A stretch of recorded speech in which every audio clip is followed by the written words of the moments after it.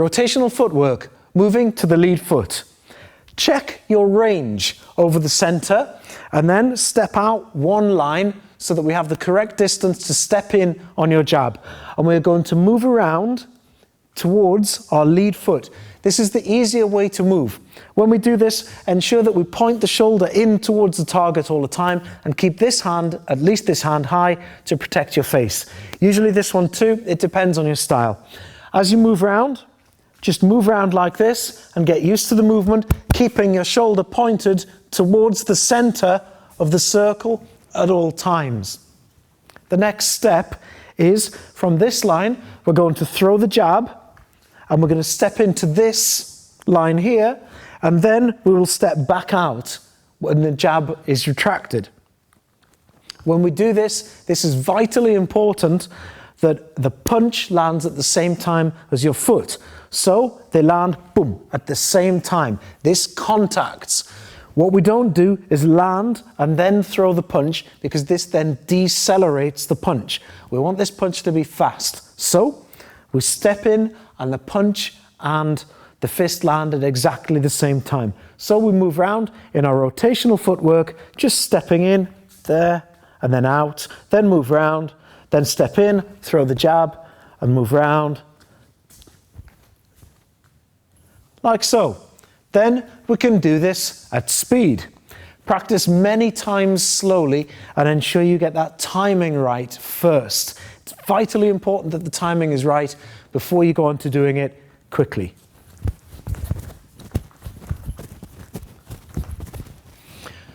Don't do more than 2 circles or you will get dizzy.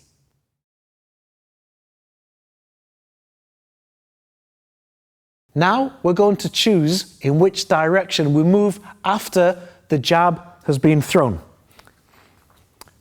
My knee joint is a hinge joint. It can only push me in one direction. It can't push me off here or here without me making some other movement. So if I want to move in this direction after I've thrown the punch, I point my heel in the direction in which I wish to travel, because that will then allow this knee joint to push me to that angle.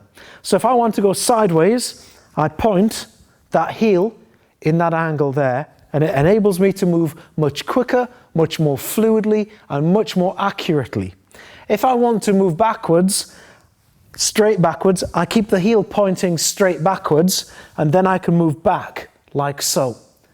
Move round, use these and alternate them so that you get used to changing the direction in which you move after throwing the jab. This will confuse your opponent.